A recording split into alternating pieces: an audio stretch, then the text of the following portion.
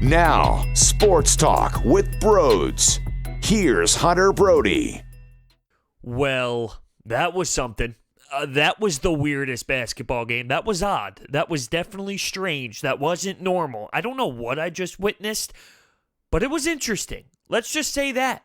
Joel Embiid clearly dominated the basketball game. He finished with 39 points, 16 rebounds, 18 of 19 from the charity stripe. He was the X factor. He was the reason why this squad was able to pull it out against the Brooklyn Nets in overtime. But why did it get to that? Why did it get to that point? Maybe because of the second quarter. Oh my Lord, was that gross. I don't know how you can go from up 20-4 to down 50-30. That was insane. The Sixers could not find a bucket. They could not score a lick. They were not able to execute anything offensively.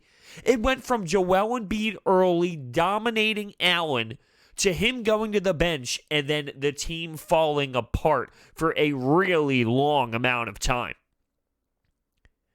Al Horford, whoa, minus 26 in that short amount of time?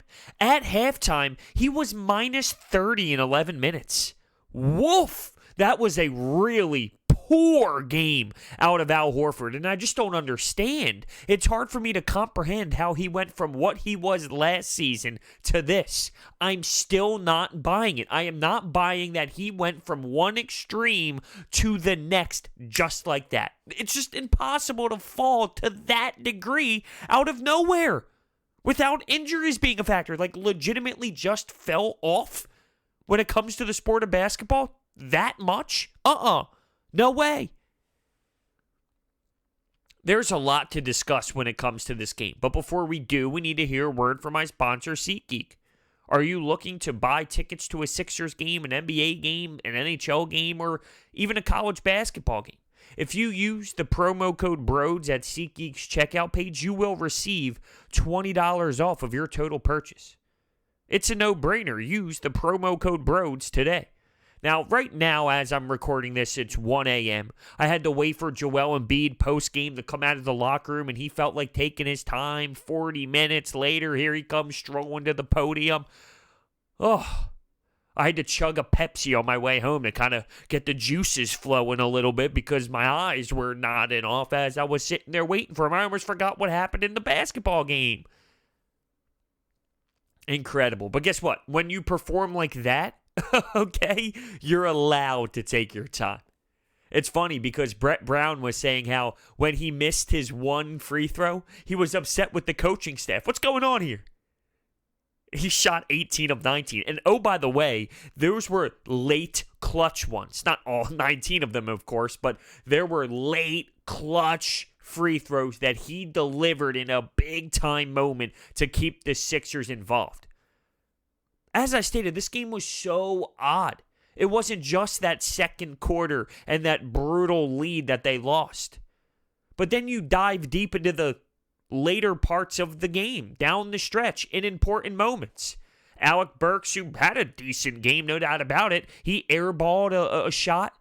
You had Matisse Thybulle running the floor with Joel Embiid. It hits him in his face. You have Embiid diving all over the floor. Some sequences blew my mind. But they pulled together. They came together. They played strong defense when needed to. They turned it on when needed to. And they got it. They got it. They got the win. While you have the Miami Heat losing a game in Atlanta. I was told we were the only team in the league. I was told the Sixers were the only team in the league that fell to garbage squads on the road. You just watch the Heat do it to Atlanta. It happens in this league. It happens all the time. So, no Ben Simmons in this tilt. And that was a factor. You need Ben Simmons to be playing 40-plus minutes. He is capable of doing so much on the floor. Do I really have to sit here and try to sell Ben Simmons? Isn't it obvious? The starting lineup was Raul Neto, Josh Richardson, Glenn Robinson III, Tobias Harris, and Joel Embiid. Glenn Robinson III only played about 14 minutes, and Brett did not go back to him.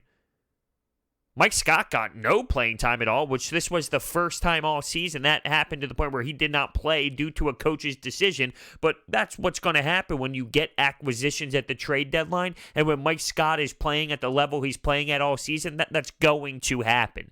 That will be how it works. He will get moved down the depth chart.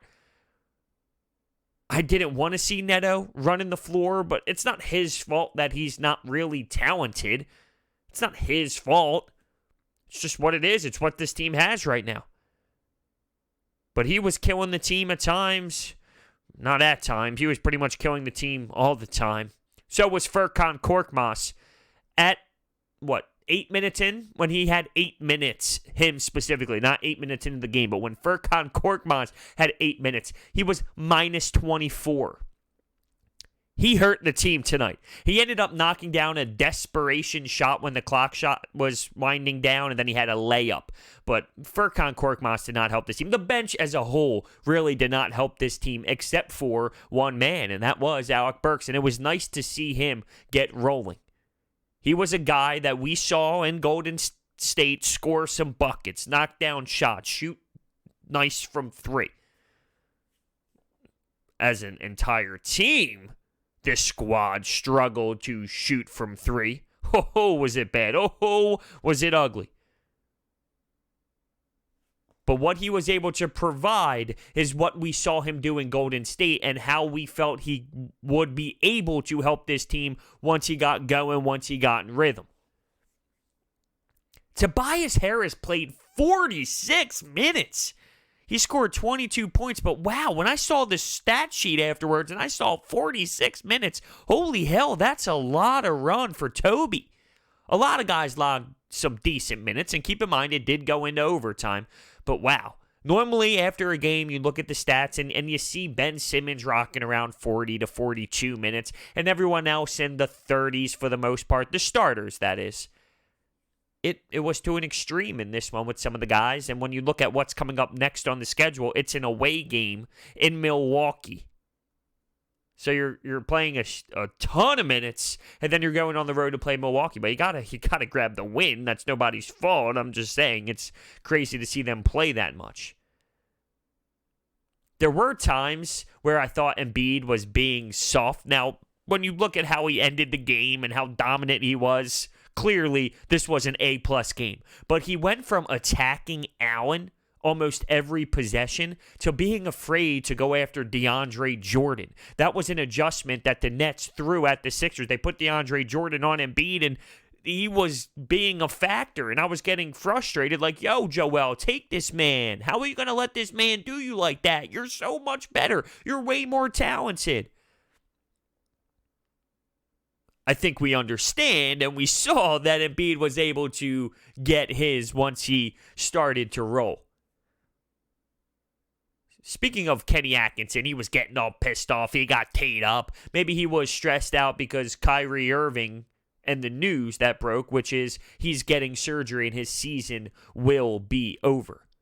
That news broke pretty much right before the game tipped off. And the game, it tipped off at 8:15, 8:20? I'm an idiot. I screwed up. I thought the game was at 7, so I arrived super early so I can get there and listen to Brett Brown speak before the game, and so I can go on the court pregame and get some footage for my Twitter, @Broads81. If you would like to follow me, I will be spitting out all sorts of Sixers content and sports content as a whole, but I got there early, expecting the game to be at 7, a couple hours before so I can do my thing. Yeah, the game was at 8, and I got there way too early. And I sat there forever. And then the game didn't even start at 8. It started later than that. And then it goes into overtime. It was a late night for Broads, no doubt about it. That's why, as I stated, I started this podcast way too late, way later than I expected to. But hey, listen, that comes with the business sometimes. When you look at the Nets and Dinwiddie and LeVert, I expected it to be way worse. 22, 25 points. Normally I see Dinwiddie drop 66 or 78 or 82 on the Sixers. How about that? How about that? they had their moments. LeVert had some decent stretches. And, they are going to get theirs to an extent. But overall, when it mattered and when it really started to get going, the Sixers defense found ways to execute, which led to their scoring offensively. Joel Embiid, after the game, he was disappointed with how many offensive rebounds the Brooklyn Nets got, and he said that does need to clean up. Tobias Harris mentioned how the squad was able to rally together and stay as one unit. No matter what was going on in the stands, no matter what noise they heard, they were able to stay together through the ups and downs of the emotional roller coaster of a game. And when he said they were able to kind of feed out the noise, or not feed out the noise, but you know what I'm trying to say, to not hear the noise. When he was talking about that, I'm assuming he meant the harsh, heavy boos that came storming down on the court, because it was loud and it was aggressive. But when you put on a display like they did in the second quarter, it's fair game. It's fair game. They deserved every second of that. That's a pick it the hell up type of boo. This is pathetic. And I respect that type of boo. I've been talking about this over the last few weeks because there have been times where I think the Sixers fan base stepped over the line and went over the boundaries to a disrespectful boo. This was a pick it the hell up. How do you go from up 20-4 to down 50-30? It's remarkable that they won this basketball game. Truthfully, I don't know how they did it. I remember tweeting around the third quarter, somehow it's a 1-point game. Somehow, going into the fourth, it's a 1-point basketball game. I don't know how. Embiid was special, though. The Euro step as the big man, and then as he's running down the floor, he's doing the celebration. You got guys on the bench celebrating as well. And he keeps talking about how he's going back to being himself. It is a common theme that he is drilling to the media after every single game. Every time he speaks, he's trying to get back to himself, to be his type of personality, to get back to having fun. And it's something that continues to come out of his mouth. So take it for what it is. You see it on the floor at times. He's waving to the crowd. He's getting them juiced up. He's getting the people going. He's diving on the ground. Let's see if that is something that he will continue to do game after game after game after game. The no Ben Simmons thing, though, the reason why it's weird to me is he played in the All-Star game. He fell on his back in the All-Star game. Now, he continued to play and did not show any signs of discomfort or whatnot. And then apparently in practice yesterday, so when I say yesterday, I'm speaking about Wednesday's practice, he felt some pain and he felt some discomfort. And from there, he was not playing in this basketball game. Do I buy that? I don't know if I do. I don't know if I buy that. It could be a standard cover-up.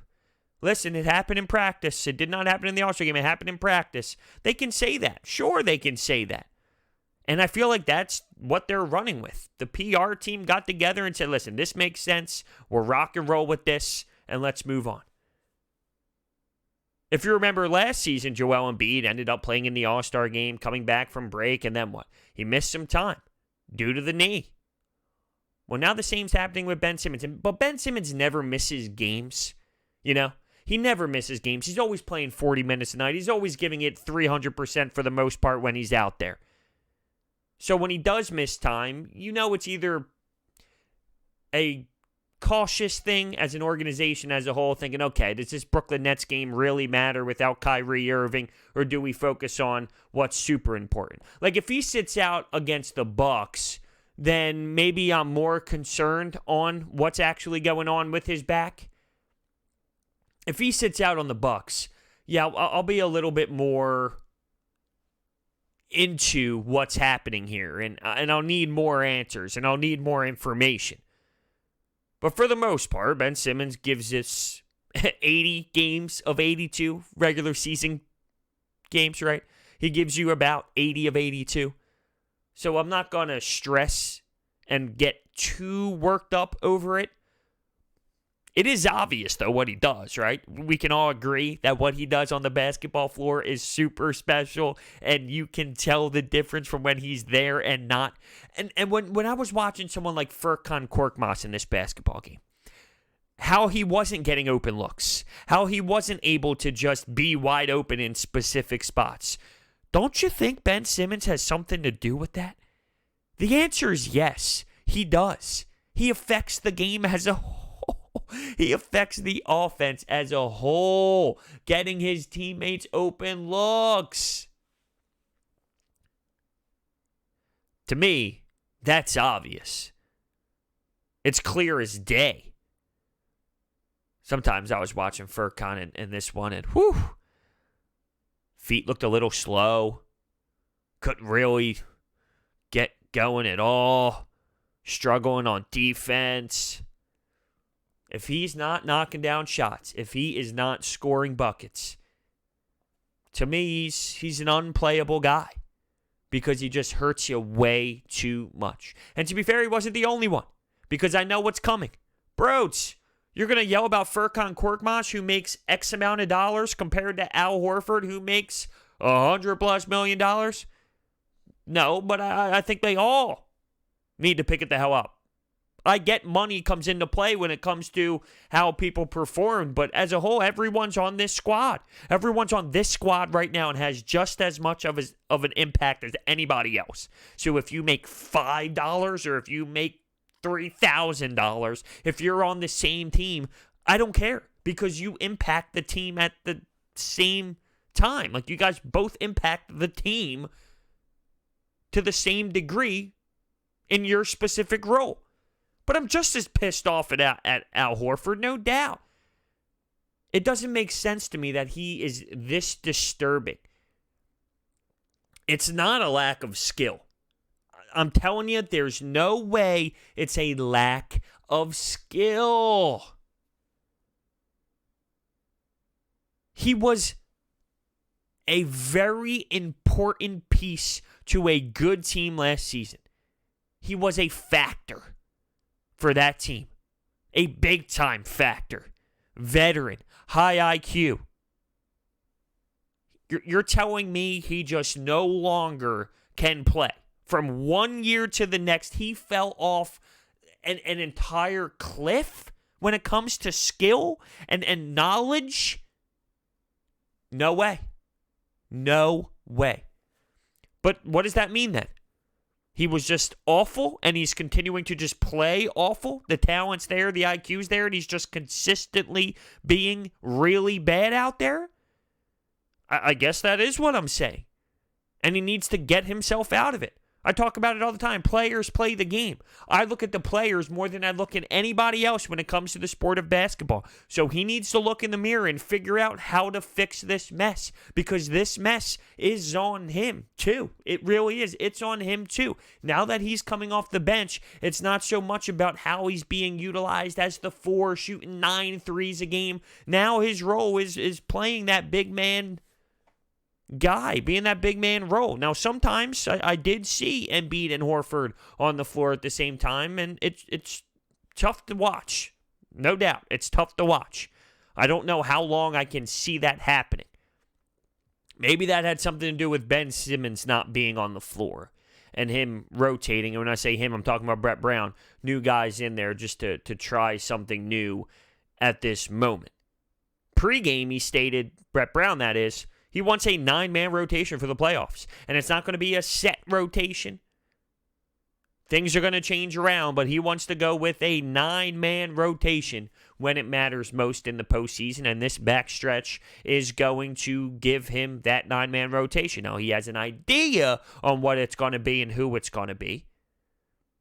But he said it's not going to be set, because what happens when, say, they play the Raptors and it's Ibaka and it's Marc Gasol? Can he utilize Embiid and Horford on the floor at the same time because of the big men? So that's why he doesn't want anything specifically set. But he does have an idea on this 9-man rotation. All right, so I think it's time to hit the Anytime hotline. You can call in. The phone line is Open 24/7 at 856-442-9805. That is 856-442-9805. You can leave a message, and if you are lucky, it will make the podcast. So, let's start us off now. What's going on, bro? It's Danny. I really loved what I saw from Alec Burks tonight. I think he's the answer, small forward going forward. Man, Al Horford looked so bad in this one. And, yeah, that's all I got. Peace out, bros. Wow, start us off nice and quick. Yeah, Alec Burks was very entertaining. I think you saw what he could bring to the table. You saw a little bit of what he had in Golden State. He can shoot the basketball besides that one air ball late in the fourth quarter, which was really tough to watch. That whole sequence was really tough to watch. But yes, you saw what Alec Burks can bring to the table, and you saw what we were excited about. He is capable of being that guy. Now, I did see some people on Twitter roasting the Sixers, and I do find it interesting, and this does come into play with the money, how much money they have in Ben Simmons, Al Horford, Joel Embiid, and Tobias Harris, and you have Alec Burks being the guy. But as I stated, once you're on the team and once you're in big-time moments, it doesn't matter who it is. When you're in the postseason, if someone hitting the big shot and it's not one of those four guys, does that mean you're not up in the series anymore? Does that mean that game doesn't count? Absolutely not. Sometimes, some games, it's not going to be your top players. That's like saying if the Lakers win a game and Anthony Davis and LeBron James, they weren't the top scorers, or one guy like Kyle Kuzma stepped up and had 30 points in that game and ended up knocking down the big shot in the fourth. What's that mean? Well, like, okay, who cares? Sometimes that happens in a basketball game.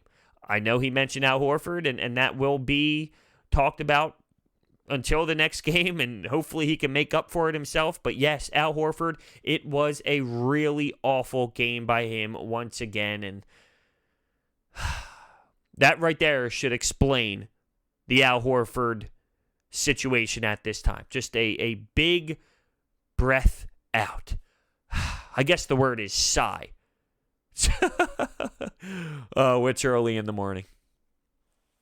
Bro, we can't ever lose Ben Simmons. Ever. That was the worst basketball I have seen in that little stretch. Not, the game itself was pretty sick, but the stretch was unbelievable, man. That 44 and 10 at one point, that is, I only know that because they said it like 17 times on the television, and I would have never noticed. I wish they never said it, but Al Horford's still struggling, even coming off the bench. The bench came out cold tonight. It was unbelievable. And I'm happy though that Joel Embiid was able to really step it up towards the end.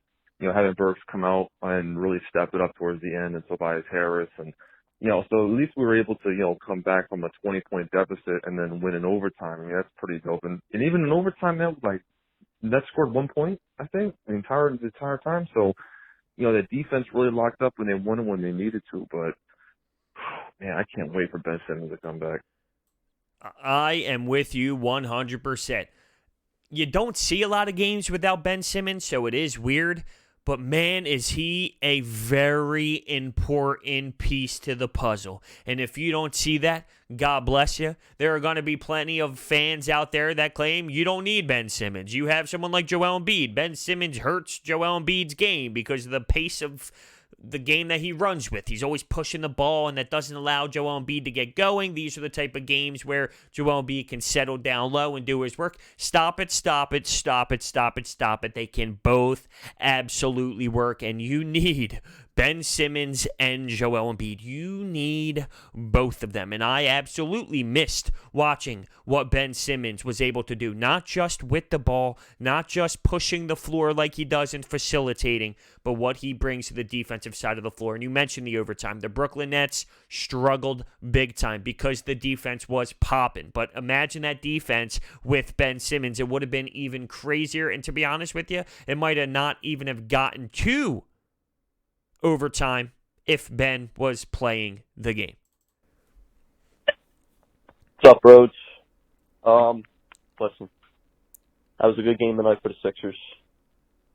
Actually, it was all right. Embiid was, obviously, he was all over the place tonight. Again, Horford, he just blows, man. What is he giving them all? What is he giving them? He was like a -20-something. I can't remember. I saw your tweet. I can't remember what it was, but he was awful tonight. Burks was I said he was a bucket when he came here. I think he's going to be a good player other than that air ball. But, I mean, a win's a win at the end of the day, but they got to figure out what they're going to do with Al Horford because he's terrible. Yeah, it is really hard to watch at times. There's no doubt about it. And there's no way we would have expected it to be to this degree. Now, somebody made a really good point in the press box tonight about Al Horford, and it was brought up, did the Sixers get fooled? Because you know how some players just eat other players alive? There's always one matchup where some guy dominates every single time they play. And this kind of relates to a conversation that I always bring up where Sixers fans watch Sixers games 82 times a year. They don't watch the Boston Celtics 82 times. They don't watch Miami Heat. They don't watch these other teams around the league every single game, every single possession like they watch the Sixers. Well, what if Al Horford just dominated Joel Embiid so many times that the Sixers fans got fooled into thinking that was Al Horford every single game, even though it wasn't. It was just a really good matchup for him with Brad Stevens' system and the way that Brad Stevens pretty much normally gets the most of his players against the Sixers prior to this season. Like, what if that matchup was so good that every time we saw the Sixers and the Celtics play, the Sixers fans got fooled into thinking that was him every single night? And I think that actually is what happened. I've always been on the record saying that Al Horford will be appreciated more in the postseason when it slows down, when it's a different game. And I still think that, but I'm starting to get way more nervous. Now, when it's small ball to this degree and you got a lot of guards out there, Al Horford's game is going to be weaker than, say, when there are bigger players involved. And when the game slows down, it will be completely different. I still do think that it will be a different game when it is the postseason for Al Horford. But we watched the Sixers play the Celtics over the last few seasons and watched Brad Stevens' system and Al Horford beat Joel Embiid and the Sixers squad consistently. Is that a reason why we all assumed that it would work? Because we thought that was him. Because you don't watch 82 games of Boston Celtics basketball. You don't see Al Horford struggle in other games. Because you just don't watch them to the same degree that you criticize every single move that the Sixers do on a nightly basis. Hey, bro, just Coop from South Jersey. I'm watching the first quarter right now in this game, man. I mean, I don't understand why Brett feels the need to have Horford and Embiid on the court at the same time. Like, put in another guard or a wing play. Like, I don't understand. Like, does he not notice that it does not work? They do not fit together. They shouldn't be on the court at the same time. Horford should only come in when Embiid is coming out the game. Like, I don't understand this, man. I really don't get it. Anyway, I'm going to stay optimistic for the rest of the game. Have a good one. I hope you did stay optimistic. How about that? A live game call. Calling mid-game to talk on the 24/7 anytime hotline. I absolutely love it. Now, I'll tell you why he does throw both players out on the floor at the same time. Because without Ben Simmons, you do have to play around with the rotation more. But if you only played Al Horford when Joel Embiid was on the bench, he would barely play. Like, he would not play enough for what he was brought in here to do. Like, at some point, they are going to overlap. They will overlap to a degree at certain points. Now, their defense, when they are on the floor together, it's not the worst thing in the world. The offense struggles, but their defense is fine when they're on the floor normally. I mean, they went through a tough stretch in this basketball game as a team. They're going to overlap. They're going to have to overlap because if that's the case, Al Horford would literally not play the game of basketball on this team, and that's just not how it's going to work. That's not how it's going to fly. And when the postseason comes around, you might need to have both of them on the floor at the same time, as Brett Brown stated, based off of matchup. So I'm not against ever having them overlap. It's just limiting how much they overlap, and that's what they need to figure out. And there's not much time to do that. This is the home stretch. And it's got to start molding together. You got to get this team molding together. And the important thing is they won. It would be so much worse if they lost this game. Joel Embiid's 39 points, 16 rebounds, and 18 of 19 from the free throw line. It was so impressive. It really was. It was so dominant. It was unbelievable to watch. He truly took over this game. And for him to do that, I think that was a big step for this team moving forward. If he had that night, but the Sixers lost to the Nets right off the bat, after the All-Star break, it would be such a totally different feeling for the fans right now and for this team going into Milwaukee. They needed this W, and it definitely wasn't pretty. It was one of the strangest games I've ever witnessed in my life, but getting that win, the Miami Heat losing it just opens up the door for a different vibe, especially if they walk out of Milwaukee with a win to add on to this win. That would be something else. Do I expect that? No, but crazier things have happened. Look what happened tonight. That was absolutely crazy. I can't get over that second quarter. Oh, God. Oh. With that being said, thank you so much for listening. Hit that thumbs up button and subscribe, and I will see you next time.